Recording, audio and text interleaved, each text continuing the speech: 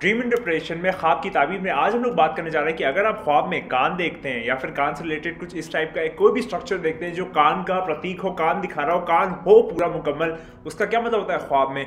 आप भी देखते रहिए, जब हम इससे बात करेंगे।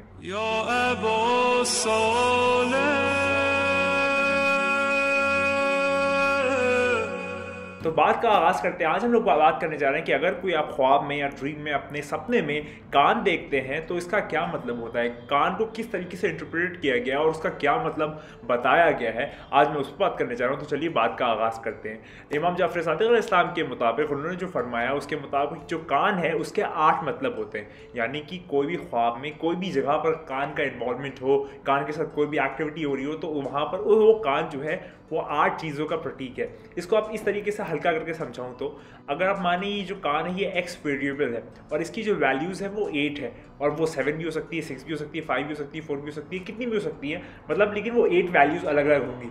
तो हमेशा हर ख्वाब में इन 8 चीज़ों में से कोई एक चीज़ जो होगी वो कान इंटरप्रेट कर रहा होगा। अब कौन कौन सी वो चीज़ें हो सकती है, चलिए बात का आगाज़ करते हैं। जो पहली चीज़ है, जो कान प्रतीक है, जो बता रहा है कि कान वो चीज़ हो सकता है, वो है औरत। ठीक है, हो सकता है वो आपकी वाइफ हो या फिर कोई रिलेटिव हो, लेकिन ये जो कान है ये औरत का प्रतीक होता है, पहली चीज़। दूसरी चीज़, एक ट्रुथफुल कंपेनियन, यानी कि आपका एक बहुत ज़्यादा वफादार, ईमानदार और आपका एक बहुत ज़्यादा यकीन करने वाला साथी, जो आप पे यकीन करता हो और आप उस पर यकीन करते हो, जो बहुत ज़्यादा सच्चा हो और आपका सच्चा दोस्त हो, वो भी इसका मतलब हो सकता है। तो पहला हमने देखा एक औरत, जो कि वाइफ भी हो सकती है या फिर कोई और औरत, और दूसरा जो है वो एक ट्रुथफुल कंपेनियन, यानी कि एक आपका बहुत ज़्यादा वफादार और ईमानदार साथी। जो तीसरा है वो है एक सूटेबल फ्रेंड, यानी कि जो आप एक अच्छा दोस्त, एक अच्छा अहबाब, एक अच्छा मोहतरम दोस्त भी हो सकता है, इसका मतलब, इस कान का मतलब। और अगला जो मतलब है, वो जो चौथा मतलब है, वो है एक ऐसा लड़का जो फ्यूचर में आपके पास आएगा। हो सकता है दोस्त की तरह है, हो सकता है कुछ मतलब उसका रिलेशन आपका फ्यूचर में जाके बनेगा। अगर आप देख रहे हैं कान,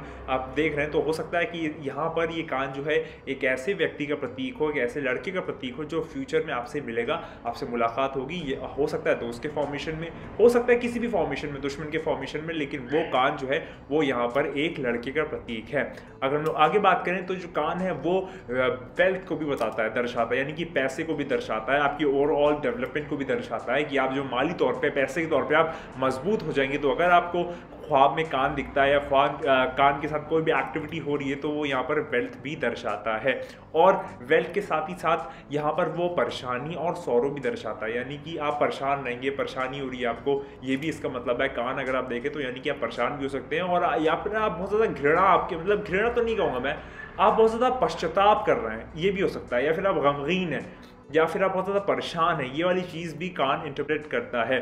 और आगे अगर आप देखें ऑन द कॉन्ट्रास्ट, तो कान जो है वो खुशी का भी प्रतीक है, कि अगर आप ख्वाब में कान देख रहे हैं तो यानी कि आप बहुत ज़्यादा खुश हैं या खुश होने वाले हैं, या वो जो संदेश है वो खुशी का संदेश दे रहा है। एक जगह पर आपने देखा सौरों का प्रतीक है और दूसरी जगह पर ये खुशी या डिलाइट या फिर डेवलपमेंट का प्रतीक है। ये भी कान के इंटरप्रिटेशन में या ताबीर में कहा जाता है। और कान जो है वो रिपेंटेंस, यानी माफ़ी मांगना, अगर आपको कान दिखाई देता है तो माफ़ी मांगना भी इसका मतलब हो सकता है कि आप माफ़ी मांगे या आप माफ़ी मांग रहे हैं या फिर आपको माफ़ी मांगना चाहिए। तो ये भी इसका मतलब है कि अगर आपको कान नज़र आए तो आप माफ़ी मांगे, या रिपेंटेंस का भी इसका मतलब है। और अगला मतलब जो है, जो कि हमारा लास्ट हो सके, लास्ट मतलब है वो है रिटर्निंग, यानी कि जो चीज़ जहाँ की है उसको वहाँ पर वापस जाना। कान से मुराद यहाँ पर कि अगर कोई चीज़ आपको कान नज़र आ रहा है तो अगर आपने कोई चीज़ गलत की है तो और आपने वहाँ से उठा ली है तो आपको चाहिए कि फिर आप उसको वहाँ पर वहीं लौटा दें। तो लौटाने का भी, किसी भी फॉर्मेशन में लौटाने का भी कान प्रतीक है, या फिर मतलब उसको दर्शाता है, उसकी ताबीर में लौटना भी बताता है। और आखिरी जो मतलब है वो 2 मतलब है, या तो माँ या ओरिजिन। हम लोग जहाँ से होते हैं, जहाँ के होते हैं, चाहे वो ज़मीन के फॉर्मेशन में हो या फिर आपकी जो पैरेंट मदर है, जो आपकी माँ है, जो आपकी वालदा है, उसका भी मतलब कान दर्शाता है कि अगर कोई ओरिजिन, आपकी जो ज़मीन है, जो आपका वतन है, जहाँ के आप रहते हैं, जहाँ के आप हैं एग्जैक्टली, वो भी कान दर्शाता है। और जो कान है वो माँ को भी दर्शाता है, यानी कि कान से मतलब मुराद माँ भी हो सकती है। वो जो भी स्टोरी लाइन आप विजन में दिखा रहे हो, तो वहाँ पर ये 8 चीज़ों में से कोई एक चीज़ सेट होगी जिसका मतलब निकल के आएगा। तो ये 8 वो ट्रुथ विजन्स हैं कि जो कहीं इन 8 में से कोई एक चीज़ सेट होगी, आप जो ख्वाब देख रहे हैं, और उसका मतलब आप उससे इंटरप्रेट कर सकते हो। और बहुत मुश्किल नहीं है, आप कोई भी चीज़ अपने हिसाब से आप लगा के देख सकते हैं, क्योंकि वो पूरा जो ख्वाब होता है वो एक ख्वाब नहीं होता है, एक पूरा नैरेटिव होता है, एक सिनारियो होता है, एक सीन होता है। तो उसमें इन 8 मीटिंग में से जो भी सही सबसे परफेक्ट मीटिंग लगे, जो आपको लगे कि ये चीज़ वहाँ पर जाके मीट कर जाएगी, सही वहाँ पर बैठेगी, तो वही उस ख्वाब में उसका ताबीर जो होगी वो उन 8 में से कोई एक चीज़ होगी।